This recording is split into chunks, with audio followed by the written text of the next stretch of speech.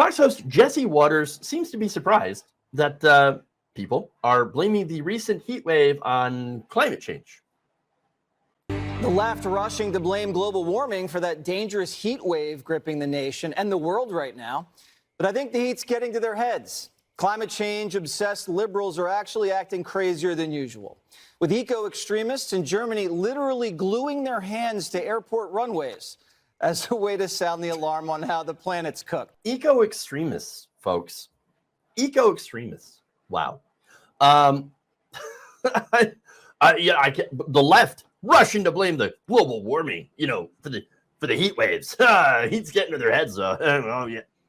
No, it's actually literally what we're doing. Yes, we are blaming global warming for heat waves because that's exactly why it's happening. Yes, it's the reality. It's the reality. Okay, but look at the narrative though. Climate obsessed liberals, eco extremists. These people they're so crazy. Actually knowing and understanding the science, or listening to the people who actually do. crazy. No, look, the scientific community is quite clear when it comes to climate change. Climate is changing rapidly due to human activity. The planet's warming, and that's causing not so good things to happen. Like, for example, heat waves that happen more often and are more intense when they happen. This is reality. And let me give you some stats here. Over the last decade, researchers analyzed over 100 heat waves around the world and concluded that climate change made almost all of them more likely or more severe. Now, there are a couple of studies in there that had inconclusive results, but the vast majority of them basically pointed out that, hey, climate change making heat waves more often and more intense. Oops. Now, one study found that the 2017 European heat wave, nicknamed Lucifer.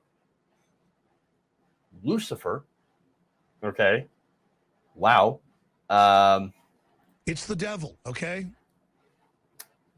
How does the devil, at least? That was made 4 times more likely because of climate change. Another found that an exceptionally warm summer in Texas in 2011 was made 10 times more likely thanks to climate change.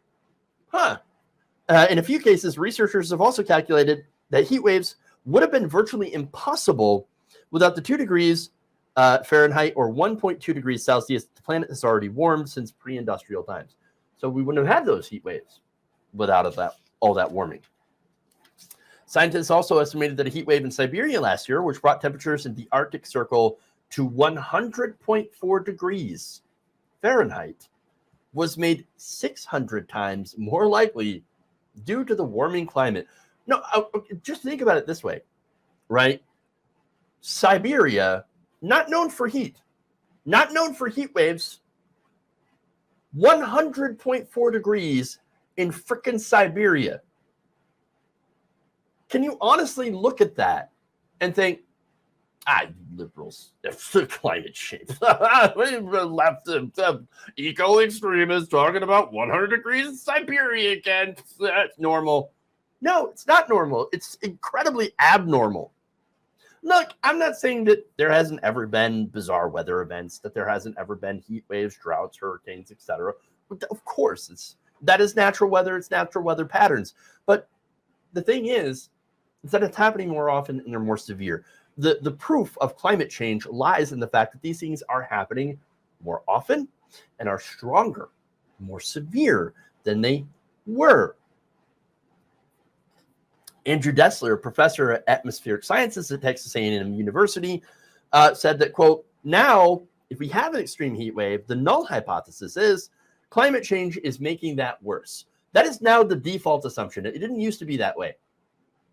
Before, scientists were like, I don't know, we need more data. We need to look into this a little bit further to see whether or not climate change actually did make this, heat wave worse or more possible.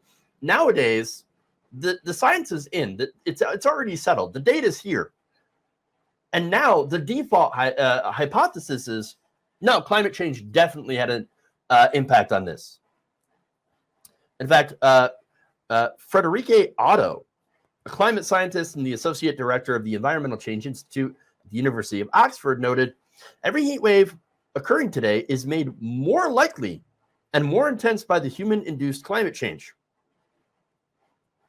Literally in our faces. By the way, getting back to Dessler here, he also said, quote, instead of having to prove that climate change did affect the heat wave, the burden of proof is now on any scientist to prove that global warming didn't play a role.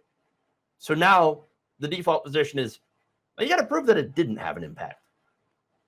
There's not many people out there that can do that.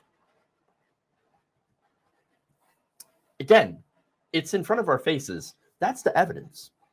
What are you going to believe? Your lying eyes or some millionaire on cable TV?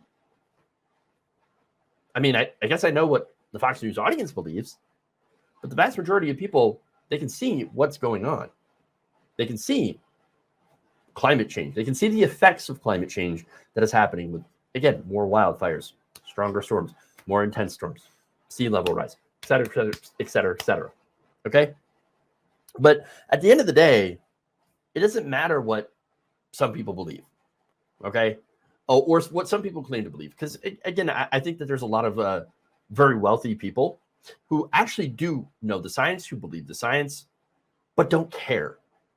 These people are sociopathic that say, look, I know that what we're doing here, the pollution that the companies that I own or invest in, they're putting out, all of this pollution, all of this, carbon dioxide, which is, again, warming the planet and making places inhospitable, sometimes even unlivable for human beings, for human life. But I just don't care, because at the end of the day, I'm not going to be around forever. And I'm going to just amass as much wealth and political power as I can while I'm here. Sad day for you. I don't give a damn. But for those who actually do, buy into the climate denial, again, it doesn't matter what they believe, because climate change is here, it's happening, and it's just reality. Facts, at the end of the day, do not care about your feelings.